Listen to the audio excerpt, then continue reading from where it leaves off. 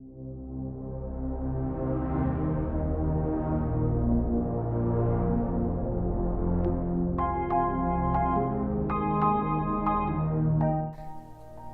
France, le sport automobile représente plus de 200 000 emplois.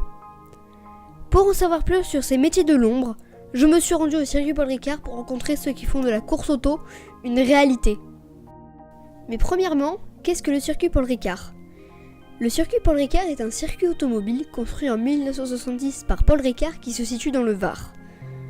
Il va accueillir pendant de nombreuses années les Grands Prix de Formule 1 ainsi que des événements du MotoGP. Après être tombé dans l'oubli du fait qu'il ne soit plus aux normes de sécurité, il va être racheté en 1998 pour être rénové. Depuis, il accueille de nouveau les Grands Prix de Formule 1 et propose ainsi de nouveaux événements comme le Rallye Circuit ou encore le Castellet Motors Cup. Et pour vous présenter l'automobile, quoi de mieux que de commencer par vous présenter des pilotes. Bonjour Mathéo. Bonjour Raphaël. Bonjour Marc. Bonjour. Donc bonjour Pierre. Donc pouvez-vous vous présenter ?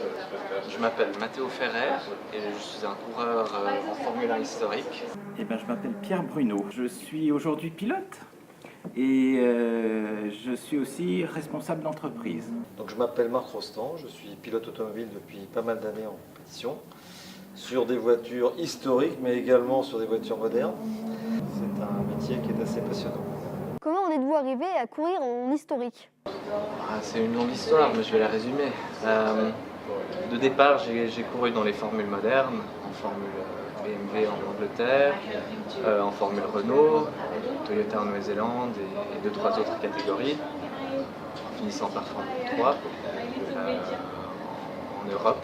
Puis après, quand j'ai arrêté en 2017, j'ai arrêté la course complètement. J'ai toujours voulu me mettre dans le domaine historique, parce que j'ai vu que c'était un domaine en pleine croissance. Et j'avais toujours une grande passion pour l'historique.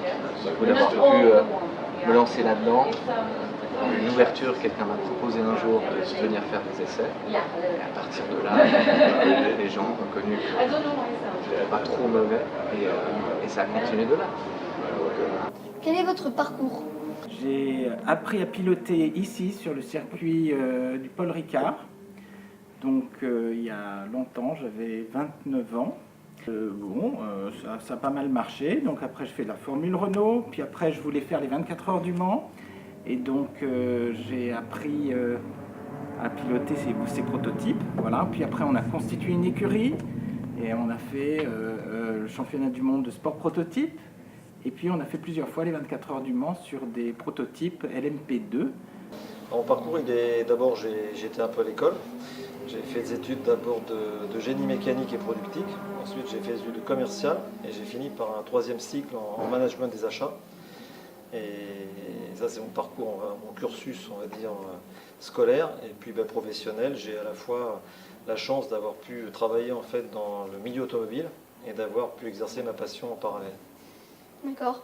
Quelles sont vos ambitions pour l'avenir ? Rester en voiture ancienne ou revenir sur du moderne en compétition ? Alors j'ai la chance de pouvoir évoluer en Blancpain GT Série, donc c'est une voiture moderne sur une BMW M6, et en parallèle avec mon ami et partenaire depuis de nombreuses années, Pierre Bruno, de pouvoir effectivement concourir dans ces disciplines et de revivre des moments qu'on a déjà vécus, puisque ces voitures-là, les voitures que tu as vues tout à l'heure, les voitures qui ont couru 24 heures du Mans en 2005, 2006 et 2007.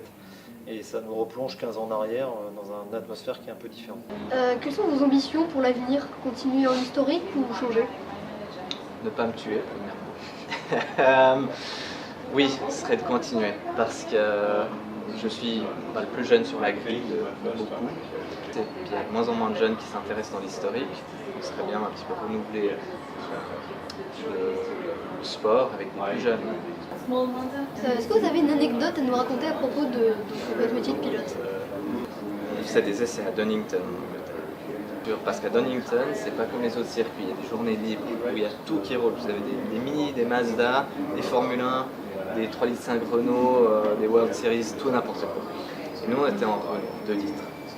Et je passais plus de temps sur le mur des stands en regardant les Formule 1 tournées historiques que ma voiture. On devait m'enlever du mur pour me mettre dans la Renault pour en fait faire des essais. Parce que je préférais regarder les Formule 1.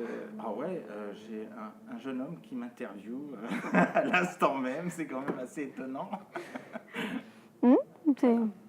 Donc, avez-vous une anecdote à nous raconter?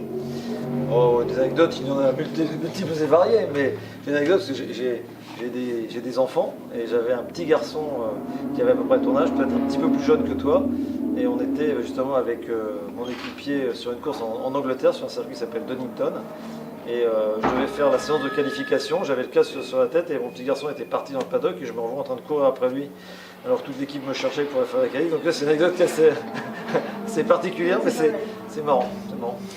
Eh bien, merci pour cette interview. Mais je vous en prie. Au revoir. Au revoir. Au revoir. Au revoir. Eh bien, merci pour cette interview. Et bien merci à toi Au revoir. et bon courage.